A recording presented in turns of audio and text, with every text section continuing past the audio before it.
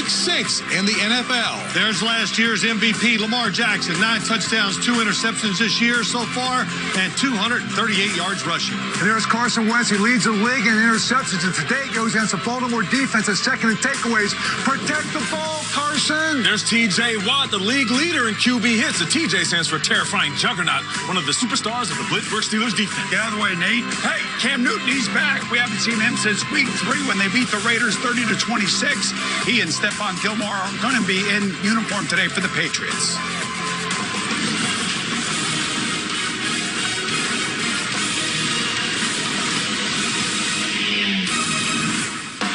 And hello, folks. I'm James Brown. Welcome to the NFL Today, presented by Jeep. Week 6 is underway, and with it comes an exciting slate of games and some intriguing storylines. Good news out of New England as the Patriots are back on the field after last week's unexpected bye. They also get Cam Newton back under center as they take on the Broncos in Foxborough. Meanwhile, in Philly, not a lot of frequent flyer miles for Lamar Jackson and the Ravens this week as they take a quick trip up I-95, looking to keep things rolling against the Eagles. And a huge matchup, when was the last time we said that, in the AFC North as the Browns and the Steelers face off, both looking for their 5th straight win. And for Cleveland, it would also mean their first win in Pittsburgh since 2003. This week we're faced with a significant challenge, one that we're excited about. The Cleveland Browns, we love being in the kitchen. It's hot in the North, and AFC North ball is in the kitchen. Kareem Hunt with a blast off the right side. But Dupree shooting through, drops him for a loss. Touchdown! Odell Beckham Jr. Picked off by Cam Hayward. Too hot to handle. Mayfield buying time, touchdown. And good night, T.J. Watt. This is one of the most heated rivalries in the NFL. Too hot to handle. And welcome back inside of Studio 43. I'm joined by my lovely colleagues, all who get along real well with each other, right? That would be Phil Simms, the Hall of Fame coach, Bill Cowher, Nate Burleson, and Boomer Esiah's son. And joining us live from Pittsburgh with the latest on the AFC North clash between the Browns and the Steelers, the one and only Tony Romo. Tony, please come keep these guys straight in the studio. In the meantime, how impressed have you been with Big Ben's return to the game coming off of his elbow surgery last season? Well, I've been very impressed. I think one of the things that clearly pops out to you is how quickly he gets rid of the football this year. You know, through the first 4 games, Roethlisberger's very efficient. Now you're seeing Chase Claypool, this kid, come on. He has weapons, he has an offensive line, but he knows football, and he's showing it this year. He's picking his spots. When he wants to take a hit, it's for big plays. Otherwise, get it out and let these guys go make all the plays for you. So if you're Kevin Stefanski, how do you attack the Steelers' defense? Well, I think everyone knows this is a strength-on-strength game. You have a dominant offensive line that everyone's starting to realize in Cleveland, and you have a dominant front 7 in Pittsburgh. I think this is one of those great games you're going to say, hey, which big guys win? I mean, this game is going to come down to that front 7 against that offensive line. They're going to run the ball, and they're going to play action, and guess what? Pittsburgh's really good against that. So, strength on strength today. Tony, how many quarterbacks can we have in one place at one time? Only one, right? We got 2 of them here. Well, Coach yelled at the quarterback to start the show. Anyway, many thanks to Tony. Hey, look, and the Browns have dropped 16 straight games to the Steelers in Pittsburgh. The last Browns victory at Heinz Field, you would ask, October 5th, 2003. Thanks, Tommy Maddox, yeah, I hear you, Coach, throwing a pick 6 to Dalen McCutcheon to seal the game in the 3rd quarter. And, folks, I can't quite remember who coached that game. Oh, yeah, that guy right there. Talk about yelling at quarterbacks. Oh, there he is. My goodness. Fuming on the sidelines. 33-13 was the final score. Coach, why are they rubbing it in like that? Coach haunted the franchise, that is, with that look. We didn't do this. But, 16 years, this has happened before. The Cleveland Browns have gone down there before in 1986. And I was on the other side of that. I was a special teams coach with the Cleveland Browns. Having never won in Three River Stadium 16 straight times, on that day, we beat the Pittsburgh Steelers. You just wonder, is history maybe about to repeat itself? Oh, I love it. Hey, Phil, the best run offense, Cleveland, the best run defense. What gives? Well, here's what's going to give. We know this. The Pittsburgh Steelers are going to blitz. They blitz more than anybody. But what's great about it is they don't even disguise it. They just line up and say, we're blitzing. What are you going to do? And the big problem is, can you pick up the right guys? If you do, guys like Baker Mayfield throwing to OBJ, Jarvis Landry, Kareem Hunt in the backfield. If Baker Baker gets outside that pocket or gets the time he needs against that blitz, look out. Because Pittsburgh's been burned quite a few times blitzing. But they're going to keep blitzing, Phil, and you know that. When you're talking about the two better pass rushers in the National Football League, you see them right here. It's going to be T.J. Watt and Myles Garrett. Myles Garrett leads a Cleveland Browns defense that leads the league in takeaways. He's going to have to put some pressure on Ben Roethlisberger and make sure he get a chance to get him on that rhythmic element of throwing that he has now with Chase Claypool, Juju Smith-Schuster, and the array of receivers that he has. Again, that guy right there, you're just looking at, Myles Garrett, will be a big factor in this game. You know, there's a portion of Baker Mayfield when he deals with T.J. Watt in this defense that they're going to find out pretty quickly early in this game if he's healthy. Remember last week, he came off the field against the Indianapolis Colts. He had that rib injury. Don't think for a moment that the Pittsburgh Steelers defense doesn't realize that. And it's going to be a big question as to whether Baker makes it through the game simply because he's going to get hit so much because the Pittsburgh Steelers lead the league in quarterback hits and pressures. Yeah, speaking of QBs, Big Ben, I didn't know what he's going to look like this season, but he looks fresh. I don't know if he's going to look like the old Big Ben or Big Ben of old, but it's vintage Big Ben. He has wide receivers that are making plays, Juju Smith-Schuster, Johnson, and Washington. And we're going to talk a little bit more about Chase Claypool later on in the show, but that young man out of Canada is absolutely balling out this season. Hey, as I get ready to do this read here, let's do the Phil thing. How should I get ready for the read? Already. Hey, folks, for more news and updates on the former Steelers star, let's welcome in our NFL Today insider, Jason Locken, for the latest on Le'Veon Bell. Well, JB, Bell chose the Chiefs because of Andy Reid's offensive expertise. He can't play today. He will debut in Week 7. Look for him early on as a slot receiver in bunch formations. Cam Newton had a great week of practice with the Patriots, I'm told. Full go to start today. Well, he was on the reserve list for COVID. He was asymptomatic the entire time, I'm told. Look for 10 or more carries out of him today. Dak Prescott's ankle surgery will end his season, but it won't change his status with the Cowboys. Team sources tell me Jerry Jones committed to applying another franchise tag in 2021 in hopes of getting a long-term deal done. And sources in Detroit tell me there was a do-or-die feeling in that facility all week long. If they cannot beat the Jaguars today, it is very likely that the Matt Patricia tenure will end. And boom, some good news out of the league office. No positive COVID test anywhere in the league. All games kick off as scheduled. All right, thanks for that report, Jason. There's Stephon Gilmore, another Patriots player coming off the COVID-19 list. He is the best cover corner in the NFL. Patriots glad to have him back today against the Broncos. Coming up on the NFL Today, the Titans were impressive in their Tuesday night takedown of the Bills. Henry with a stiff arm throws a man down. And today, they'll look to stay on track in an AFC showdown against the Texans. Speaking of impressive, Steelers rookie Chase Claypool broke out against the Eagles in Week 5. But the young wideout knows there's still areas where he can improve. I have to work on my celebration game for sure. Juju kept saying, you got to remember these things. I was like, I know. I said, I let the team down. The Steelers are the only team to hit the rookie jackpot this season. And the guys are ready to highlight some other first-year stars, including Ravens standout Patrick Queen. That's all. Straight ahead on the NFL Today on CBS, home of Super Bowl 55. The NFL Today on CBS Sports is presented by Jeep.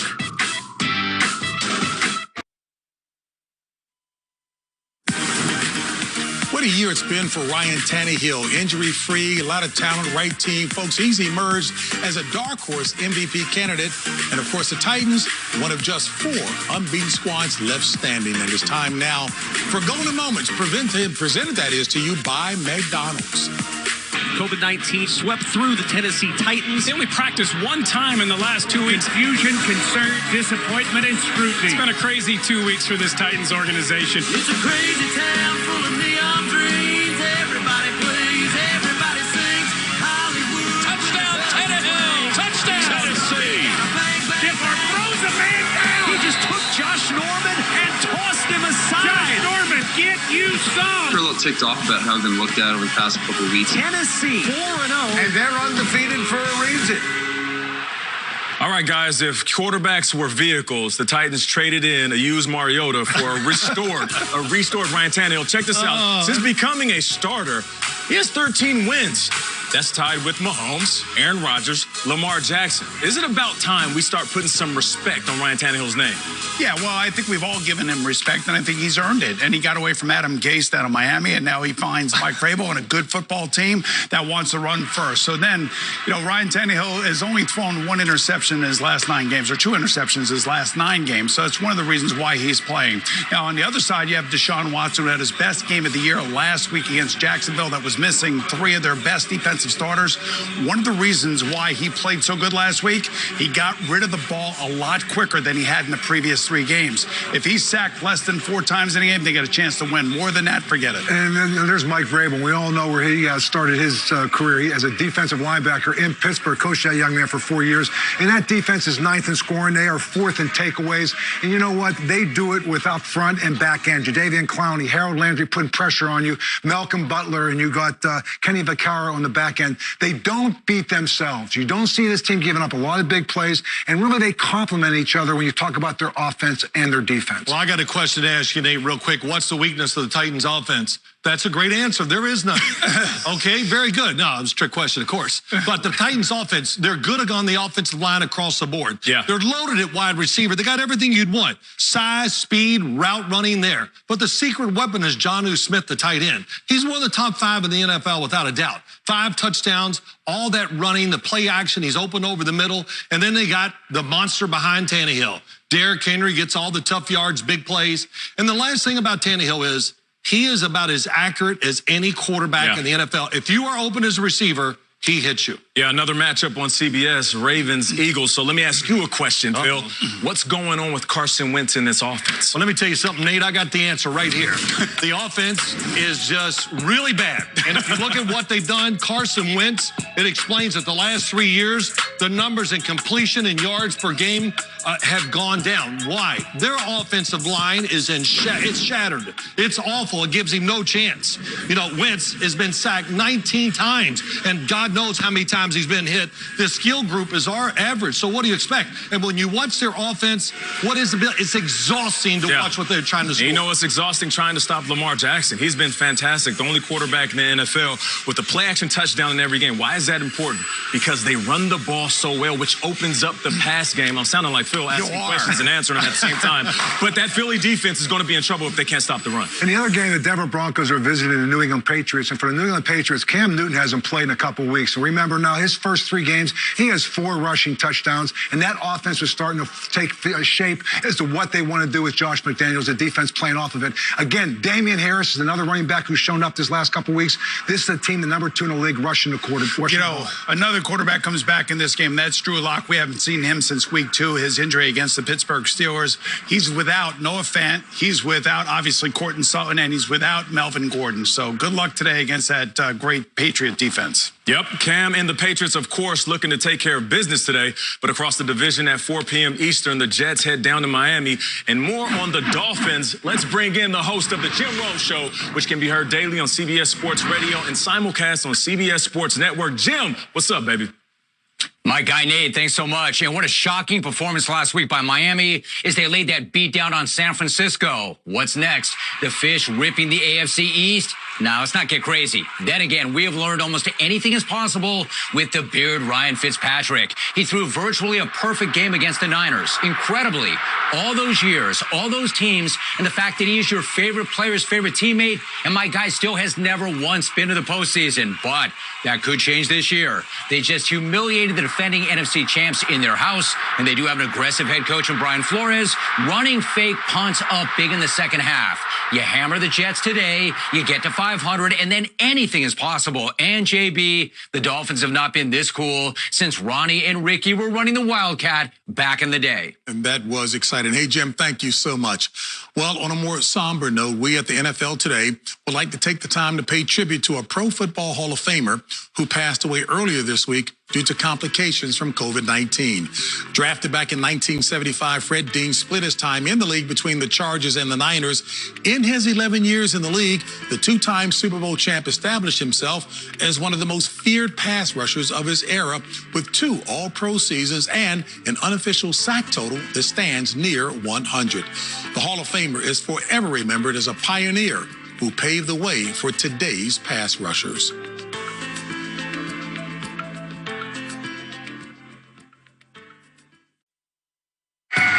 Cleveland Browns 4-1 for the first time in... Hey, Ma, the Browns are 4-1. That's great, honey. What about taking out the trash? Just did, man. The Steelers are next. Billy, did you ever get that promotion? Oh, yeah, Ma. 3-1 to 4-1. Hey, honey, can you fix the fence? Defense? We're working on it, Ma. Oh, did you miss the pick six last week? That was sweet.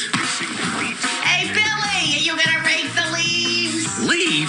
I told you I'll leave when we win the Super Bowl. It's only a couple more months. Hey, Billy, what's baking? Mom, it's Baker, and he is on fire. I thought I smelled something burning. Bill?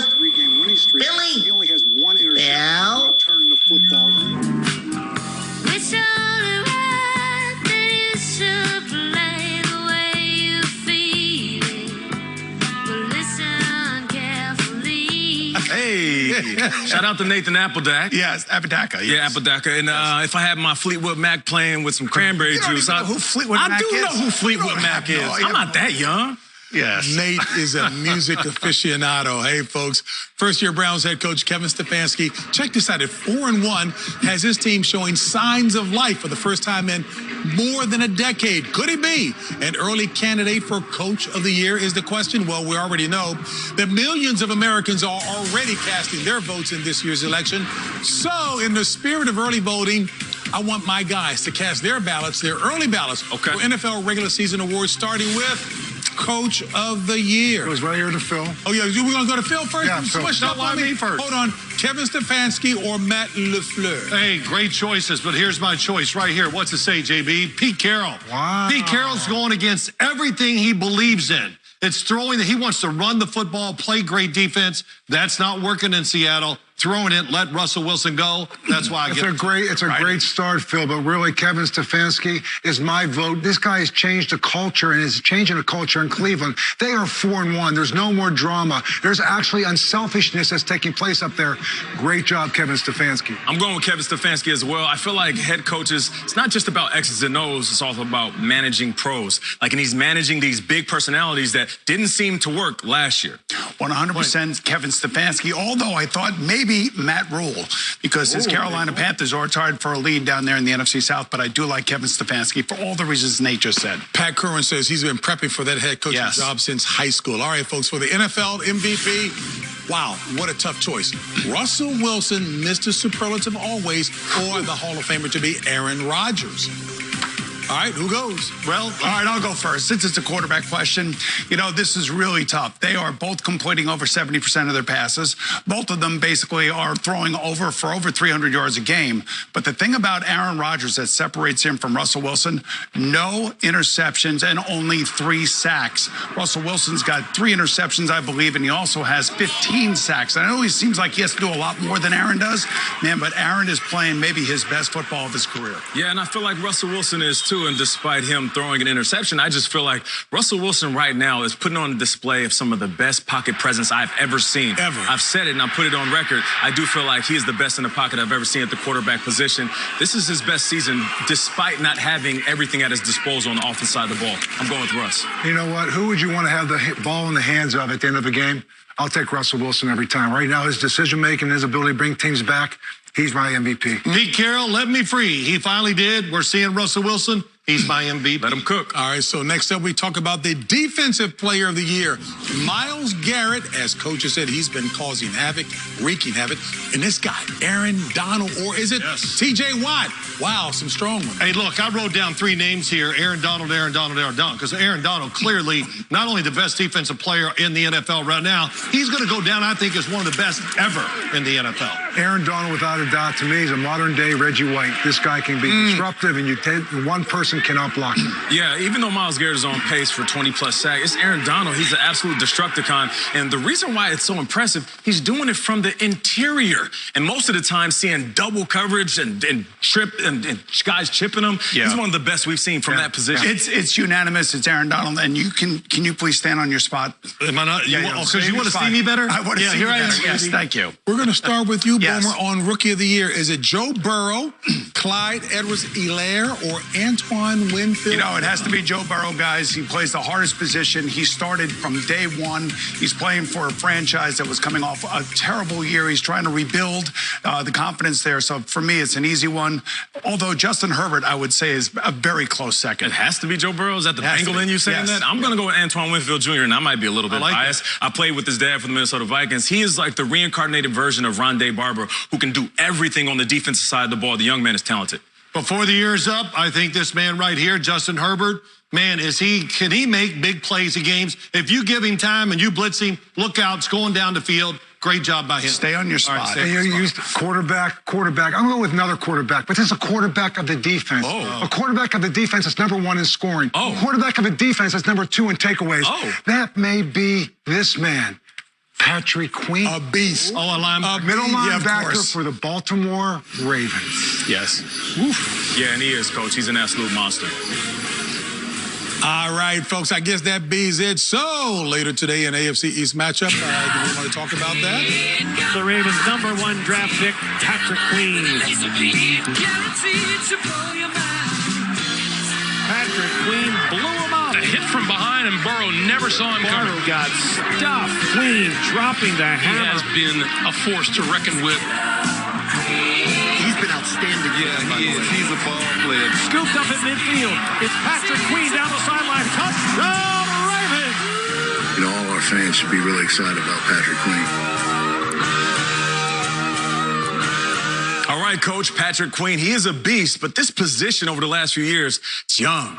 It's fast. It's ferocious. We always talk about quarterbacks, Nate, on offense. These are the quarterbacks of defense. They play all 3 downs. They are making the calls in the huddle and executing the play on the field. Patrick Queen. And look at him. Last week, 9 tackles, 1 sack, 1 forced fumble, 1 53-yard fumble return for a TD. Why is this young man so good? Well, he has all the things you're looking for when you're looking at a middle linebacker, Nate. Look at him right here. He's got speed. Here's Tyreek Hill, one of the fastest guys in the National Football League. What they try to do, they try to get him in space. But right here, Patrick Queen, he can close, and he's got the speed, and he's also relentless as a pass rusher. He's got a great feel for slipping blocks, for staying on block, and getting a feel to go after a quarterback. One thing he can do, he can close. He closed right there. So you got speed, 3-down player. You got ability to close. And you know what? He can play with the big boys. Okay, Coach. You know what? Outside, but inside. Okay. Get out of here. Okay. Right here. This is called a big-time rejection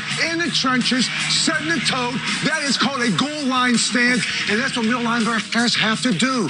You have to chase, you have to run down, and sometimes you got to stand tall. You like Mutombo out there. No, not in my house. No. I like that. And he also was a great running back in high school. 18 touchdowns his senior year. Quite the athlete. All right, and now, are you made for football watching? With kickoff just about a half hour away, it's time to set the scene at your game as we take you out first on the field, presented by Pepsi, for the latest news and updates on your matchup. JB? Okay, thank you very much. I appreciate that, Nate. Later today, an AFC East matchup as Fitzpatrick and the Dolphins have a chance to get to 500 when they host the dysfunctional New York Jets. That game at 4 p.m. Eastern right here on CBS. They won't like that, Boomer. Yeah. No Sam Darnold for the Jets. Former Super Bowl MVP, that would be Joe Flacco, gets to start today. So the question is, what do the Jets have to do to secure their first win? Why are you laughing? Well, I'm laughing because they're going to have to do a lot, and I don't really want to diss anybody that's on a dysfunctional team because I've actually been on one of those teams, and it was the Jets back in 1995, lo and behold. But I will say this, you have a quarterback who does not bring a lot of energy to a team in Joe Flacco, and I don't want to disrespect what he did as a Super Bowl MVP, but at the end of the day, he's got a lot to shoulder. This is a team that gives up the most points in the league, scores the least amount of points in the league, and has the biggest point differential on the negative side in the league. Well, listen, what do they need to do to win? Find a DeLorean or a hot tub time machine and make sure that Frank Gore and Joe Flacco play like they did 10 years ago. You know, as much as I can say that this season is a wrap, which we all know, I just want to see effort. And I've also been on bad teams, so I don't want to take too many shots at them because I've been in that position. Just know that right now, every game is a resume because you never know if your coach is going to get fired or not. When you think about Brian Flores in Miami, he's kind of putting a staple in that defense. And last week, they had their best defensive game of the year. They held the San Francisco 49ers to under 300 yards, forced 3 turnovers, had 5 sacks. So you couple that, and now they're getting quality play at the quarterback position. Yeah, you know, when you look at the Miami Dolphins, I only got time to talk about that. It's not Ryan Fitztragic, Ryan Fitzmagic, it's Fitzpatrick. He is playing the quarterback position, awesome, moving around, making the right decisions, and throwing the football on target when they're open downfield. You're right about that. Now, listen, we got Derrick Henry right here, guys. I don't know if you saw this, but Derrick Henry last week was putting hands on people like a pastor. Let the football church say amen. Amen. And there is Big Ben Roethlisberger. Folks, he is having an impressive season so far. Checking out the numbers. 10 touchdowns, only 1 pick. That for the 2-time Super Bowl champion. And speaking of Super Bowls, you heard it. Our coach predicted that Big Ben and the Steelers would join us in Tampa. That's on February 7th for Super Bowl 55 right here on CBS. And time now for Pregame HQ delivered by Domino's. And for more hot takes from around the league, let's throw it back to our guy, the living legend, Jim Rome. JB, thanks so much. So did Tennessee really just walking off the street and bully the previously unbeaten Bills Tuesday night? I mean, other than some illegal, informal workouts, allegedly, what exactly have these guys been doing?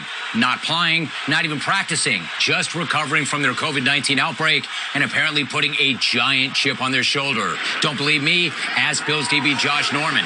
That'll happen. They already were not getting nearly the respect they deserved for going to the AFC title game last year. Then add to that everybody cracking them for their outbreak, and now they have an extremely angry and motivated team. I would say that using the pandemic as fuel is the most bizarre thing ever, but in reality, it is the most 2020 thing ever. And Aaron Rodgers and Tom Brady are quick to remind everybody that it's not me v. him, it's Green Bay versus Tampa Bay, which is a very good thing for Brady because he's not what he once was, or what Rodgers still is, an MVP candidate. Rodgers has rarely looked better on the field, and he has never sounded better off of it. Aaron Jones is running like a man possessed, and the Packers offense has been unstoppable so far. Brady, he's really good for a 43-year-old man, but he is prone to throwing picks and forgetting what down it is. And he is a home dog for one of the rare times in his career, and for good reason, because Rodgers is better, so is his team, and they're going to prove it today. And Dak Prescott's injury was absolutely gutting. You will not find a better light guy in the league than Dak. So the last thing that I'm going to do is rail on about how much money he may have cost himself. Number one, you never count another man's money. Number two, Dak bet on himself, and knowing his character, I would still bet on him going forward.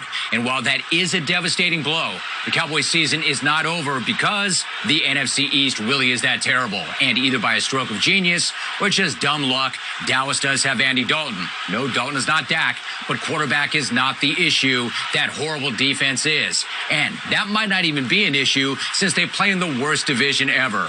Dak's setback will make for an even bigger comeback, and the Cowboys could still be a playoff team even if they only win 7 games, JB. Hey, Jim, thank you so much. And, folks, if there's anybody we're pulling for, it is Dak Prescott. Our thoughts and prayers are certainly with him, and we wish him a speedy recovery, Phil. Well, of course we do. It was sad to see him get hurt last week. Such a terrific player and having a terrific year. But everybody wants to know, can Andy Dalton carry this football team? I'll put it this way. When you have a really nice house or a really nice car, what do? You buy some insurance. The Cowboys thought they were going to be a good football team this year, so they bought insurance, and Andy Dalton, he came into the game, and he did what they wanted. Look, the guy has experience. He's mobile still. He has a good arm, and I expect this offense to change a little bit. You know, a lot of times when you lose a star player like that, all of a sudden you have to rally the groups around you. Everyone else has to pick up their game, right? So now, to me, the focus goes back on Zeke Elliott. Let them run the ball. That will also help a depleted offensive line that's been banged up. And I think defensively right now, they kind of found their way a little bit last week, maybe with a more of a blitzing type of approach to the game. Yeah, and speaking of the house that Jerry Jones built, they got some fast cars in the driveway. Those wide receivers are good. Amari Cooper, CeeDee Lamb, Gallup is having a really good year. So Andy Dalton is going to lead. I don't believe that Andy Dalton gets the respect he deserved because of all those lost years that he played with. Well, listen, I watched him all his career in Cincinnati, and he was a really good player for them. And he took them to 6 straight years of playoffs. Yeah. It wasn't because of him they didn't win those playoff games. The only thing I will tell you, he is inheriting a very, very good offense. Yep. And Phil, you and I both know that this kid already paid off on his insurance policy by winning last week's game against the Giants. Yep. And because they're in the NFC East, anything can happen for any 4 of these teams. Right. All right, folks, and 2 future Hall of Fame quarterbacks. So that would be Aaron Rodgers and Tom Brady. They face off tonight, Boomer. Well, I'm going to tell you about Aaron Rodgers. The reason I voted him my MVP of to this point, he's been almost spot on perfect. He doesn't take sacks. He's not turning the football over. He's completing 70% of his passes. And as Jim Rome said in his little soliloquy there, he basically is happy off the field as well as he is on the field. And he and Matt LaFleur have really hit it off this year. Yeah, they really have. You know, what I love about their offense is that, like you said, he's not getting sacked. Was it 3 sacks? 3. And he's sitting back in that pocket, and we know how he extends plays. Let me put this in perspective. If I'm a wide receiver, I run one route. I come out of that route. I look back at my quarterback. He's like Gary Payton on the fast break. He looks at me, says, go deep. Now, all of a sudden, I'm running 2 routes. You tell me a DB that can stop 2 routes in one play. There's not many, Coach. I mean, you're talking about an offense that's built around Aaron Jones, but I'll tell you what, this group of linebackers for the Tampa Bay Bucs defense, they're fast and they're athletic. Devin White, Levante David, I think they match up very well against us, and Shaq Barrett is one of the best pass rushing outside linebackers in the game. So this will be an interesting matchup, I think, for the Green Bay Packers. Well, I'm going to talk about these quarterbacks. First thing I'm going to say about Tom Brady, for all those people out there saying, oh, his arm and all this stuff, be quiet. You are wrong. I watch every throw that this guy makes. That arm is still as good as it was 15 years ago. That's what, and he still moves in the pocket well. Yes, it is. 15 years ago. 15 years ago. That's what I'm saying. Can Boomer, you please just push us? Just yes, right COVID, man. Right there, just right there. Okay. Okay. And then Aaron Rodgers, now you've ruined the whole train of thought. Aaron Rodgers, listen, he's bigger, faster, quicker this year. It looks like he trained differently. And I'll tell you what, I give Matt LaFleur a lot of credit. He's turned it over, looking for big plays, throwing it to the running back, all those things more. And this is before the game today. There's Myles Garrett meeting with Mike Tomlin. Remember last year with the Mason Rudolph situation? I think today's all about football, and it's great to see that before the game. Wow, 15.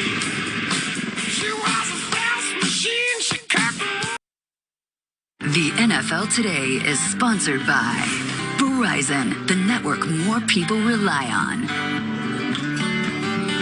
Allstate, you've never been in better hands. And by Jeep, there's only one. In recognition of Hispanic Heritage Month, the Miami Dolphins partnered with Venezuela Awareness to distribute 500 meals along with household items to members of the community dealing with food insecurity. Alrighty, guys, there's Brandon Cooks. 8 receptions, 161 yards, and a TD last week against Jacksonville. Maybe not so easy this week against the Titans. And there is Jerry Jeudy. He's going to be the number one looking for from Drew Lock, but he's going up against a tough New England defense today. And there's Damiere Byrd of the New England Patriots last week. 5 catches for 80 yards, and he's got his quarterback Cam Newton back this week. And there is Chase Claypool. Is coming off a record-setting game last week, attempting to make his mark on the league. And earlier this week, we caught up with Claypool, allowing the rookie wide receiver to introduce himself to the world.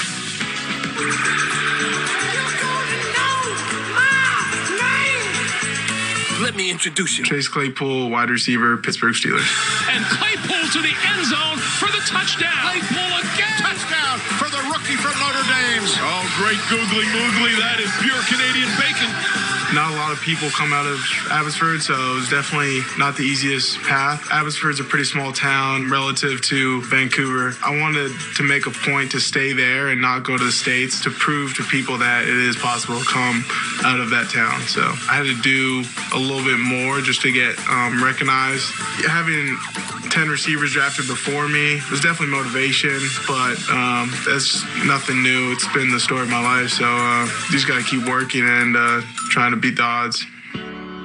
I've experienced 2 losses due to mental health. Most recently, my teammate, Samuel Uko, who was denied the proper mental health care from his local hospital, who I'm honoring, just writing his name on my wrist.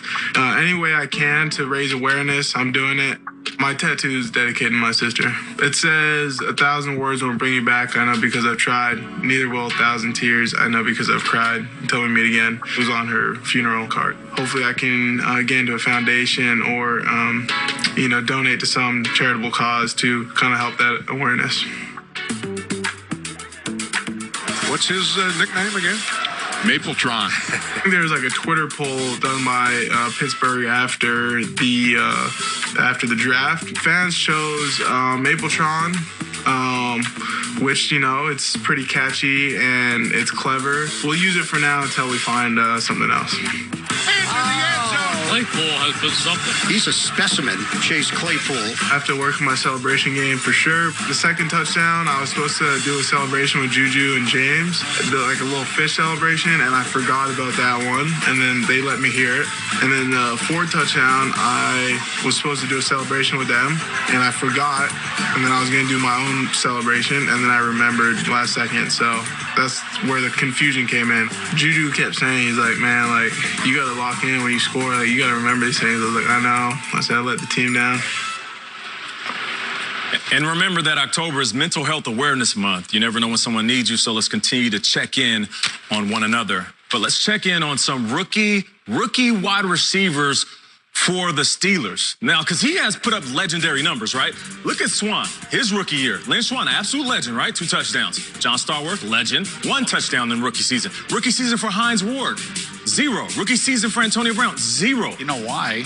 Because they had coaches that didn't like to throw the ball. You're right. Well, you know, and Chase Claypool, he has 5. He had 4 in 1 game, Coach. Do we give him the gold jacket now? I'll tell you what, he's a great fit for Pittsburgh. Talking about what he is as a person, too. The Yinzers will embrace him. And I'll say there is a culture there that says you have to earn the right to be on the field. All my receivers covered kicks the first year. They played special teams, and then they went on there. This kid right now, for Ben Roethlisberger, he's given him a target that he has not had in terms of his size. Yeah, let me just say this about him. Of course, he's been outstanding. Went later in the draft, he should. The teams that drafted the 10 before him, how do you like me now? But the wide receiver group, it's been terrific this year. They haven't let anybody down. And look, these kids grow up in high school, college, running 7-on-7s, catching passes, and they bring it to the league. You know, I was going to say the exact same thing. Going into the draft, everybody said it was a deep pool of wide receivers, and certainly we have seen that. But we haven't seen it really on a consistent basis. Maybe Justin Jefferson up in Minnesota, but every one of these kids has had their moment on a Sunday or a Monday night. We just want to see consistency out of all of them. No doubt. Like the character and the makeup of this kid from what I'm seeing. Fantastic. Really that is awfully good to see. All right, folks. Hey, look here, the NFL Today picks presented by Allstate. The question is, who will protect home field today? A tight race between all of you guys. Only 3 games separating between first and last place. Well, I'm leading Chicago over Carolina. That's my upset special today. Go. Protecting home field today was going to be the Tampa Bay Bucks as they protect going against the Green Bay Packers and your MVP candidate. I have the Dallas Cowboys over the Arizona Cardinals. Who you got? And I have what the professor has. I have the Chicago Bears over the Carolina Panthers. Professor, wow. With kickoff just a few minutes away, Nate. We will get you out to your game next. And for those watching the Jets and the Dolphins later today, we'll be right back after this.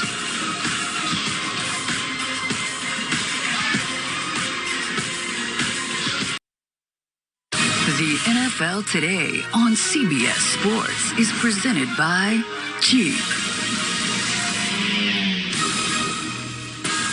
Later today, Joe Flacco under center as the Jets travel to Miami in search of their first dub of the year, Nate. That's coming up at 4 p.m. Eastern right here on CBS. Time now for game day delivery presented by Amazon. And both the Jets and Dolphins have what appears to be fluid quarterback situations, Boom. Well, I think Phil was right. Ryan Fitzpatrick's playing great, so he stays on there as long as they win. And only Brian Flores knows when Tua Tagovailoa will be ready to play. Maybe that's, December. Who knows? We'll see. As far as the Jets are concerned, the last couple of weeks, my local radio show here, Boomer and Gio, of course, should be heard on WFAN 6. Yeah, of course. And also watch on the CBS Sports Network. Read the graphic. No, it ain't graphic. You can see the numbers there for Sam Darnold. Really, the hypotheticals are whether or not, if the Jets end up with the first overall draft pick, do they go after Trevor Lawrence? That's all they're talking about. Quarterback. That's all anybody's talking about. And that really will be decided by how this season plays out for both Sam Darnold and Adam Gase. Yeah, if you look at Tua, he's literally in the perfect situation. The way that Ryan Fitzpatrick is playing, you let him rest, relax, and watch the game from a bird's eye view. We saw what that did for guys like Pat Mahomes, Aaron Rodgers sitting behind quarterbacks. But on the opposite side, even though Sam Darnold was in the opposite, an imperfect situation, I feel like we have seen enough to answer that question. And if they do land with number 1, you go ahead and get that quarterback, Trevor Lawrence. I think we have a contrast in organizations, and I think it goes much deeper than the quarterback situation. I think when you look at the Miami Dolphins, you have a head coach who they said they perved their team a year ago. They got rid of all the players. But he's built this thing back up with his guys. I don't know what's happening in New York Jets. I don't see a sense of direction. I don't see a plan in place. I see almost a bitterness between offensive coordinator and defensive coordinator. Like, where are you going to go with this? I almost wouldn't want Trevor Lawrence to come here right now because I think they have to get their house in order before we worry about a quarterback. Yeah, it's really a good point, Bill. You know, first off, talking about Ryan Fitzpatrick, Boomer, you said it. Let's put it one more time. This guy is really playing well. He's aggressive on the field in his decision-making. Last week against the San Francisco 49ers, look at the anticipation, falling back, knows the corner can't turn and make the play, and Gesicki goes for the long catch and run. And here, getting hit, he can stand in the pocket. He's as tough as anybody. He can run and get first downs. And so Tua, you know he's going to play when they start losing and when Ryan Fitzpatrick is not the best option. And Bill, you said something that was interesting. You look at the Jets and the Dolphins. I mean, they started from the same spot a couple years ago. And the Dolphins, when Tua starts to play, he's going to be taking over a team that's really good. Because they are hitting on draft picks, free agents. This team is ready to win soon. You know, in I guess defense of Joe Douglas, the new GM of the New York Jets, he inherited a mess, and it takes a while in the NFL to figure that mess out. And the way that you do that is through the draft. So that's one of the reasons why they jettisoned Jamal Adams. They just got rid of Le'Veon Bell, who obviously picks Kansas City. So everything looks really bad for the Jets right now, and for Adam Gase. Most likely they'll have another new head coach next year, and that another new head coach for Sam Darnold doesn't seem to make any sense to me. That's why if they do end up with the first pick, it has to be Trevor Lawrence. And speaking of that, let me just talk to the players that are out there, because I've been in this situation before. I know it seems like it's a wrap for your season. Every week they're talking about firing your coach. They let go of Jamal Adams. Le'Veon's going, like you just said. Every game is your resume. So don't pack it in. Don't start booking your vacation. If you show up and you don't show out on the field, every other team is going to see that. So I get it. It seems like it's bleak and there's a dark cloud hanging over this organization. Go out there and do what you can, because you could end up somewhere else playing for a better team. And on the other side of that, you talk about Joe Douglas, you talk about Adam Gase not being on the same page. You know, building an organization is about building relationships. And there's very respect that has to go with that. There's understanding that has to go with that. We don't always have to agree on things, but you know what? We have to come out of that room with the same answer and the same sense of direction that we have. They don't have it. That building is not united. And what you have to do is get somebody to come in there that can bring that building together where people feel good about coming into their job every day. You go right now to the Jets, man, you dredge that drive going in. So I'm just saying, it starts with relationships. It starts with building and bringing somebody in there who can bring everybody together. Well, let me say this real quick. It's important, too, because most people react to the superficial. They look at the pieces in place, but don't understand that the most significant thing is leadership coming from the top. Go ahead, Phil.